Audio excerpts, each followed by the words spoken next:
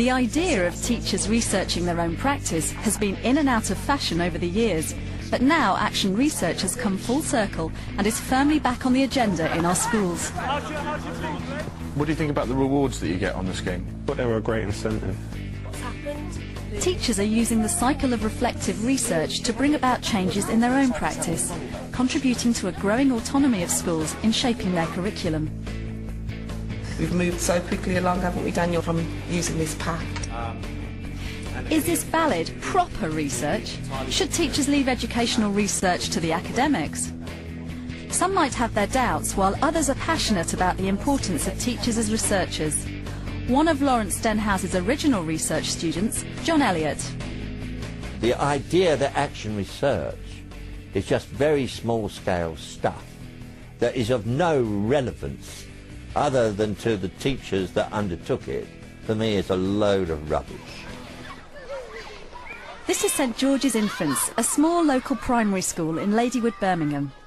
Through an action research project started 2 years ago, they've not only produced what they believe to be an effective resource for their own use within the school, but have reached all the primary schools in Birmingham, and there's a growing national interest in their project. It all started with recognising a problem common to many inner-city schools.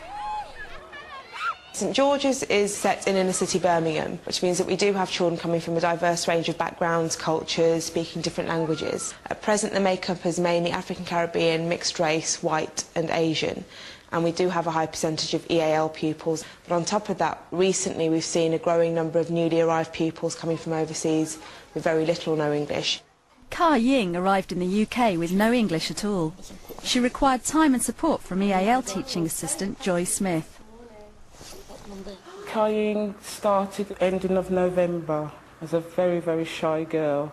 So what I had to do was, walk around with a show where everything is, show her each classroom, where the toilet was, where she has her meals, where she'll do her PE, where every room in school, where it is. Both teachers and teaching assistants found that they were spending a lot of time looking for suitable resources for children like Ka Ying. This prompted an action research project jointly undertaken by Joy and Pfizer. Because Joy was the EAL teaching assistant in school at the time, and she was the person who was being approached by all members of staff, was like, what should we do? We need some resources. We decided to do one-to-one interviews with these members of staff just to see what staff were doing at the moment and what kind of realistic help or support they felt they needed to make it even better. If you couldn't communicate with a child, how would you go about it? Try the parent first, because sometimes the parents can speak little English. In the action research process, perhaps the most important part of it is developing your understanding of the situation in order to be able to act intelligently within that situation. So the diagnosis of the problem is very, very important, and gathering good evidence from a variety of perspectives. Yeah. The responses that we did get from staff were really, there's no one resource base that staff can access to get resources for newly arrived pupils, and it's very time consuming to pick out one relevant sheet for a particular lesson from there and somewhere else. So what they were really looking for was a pack that covered different areas on a differentiated scale, but something that children could actually work on independently.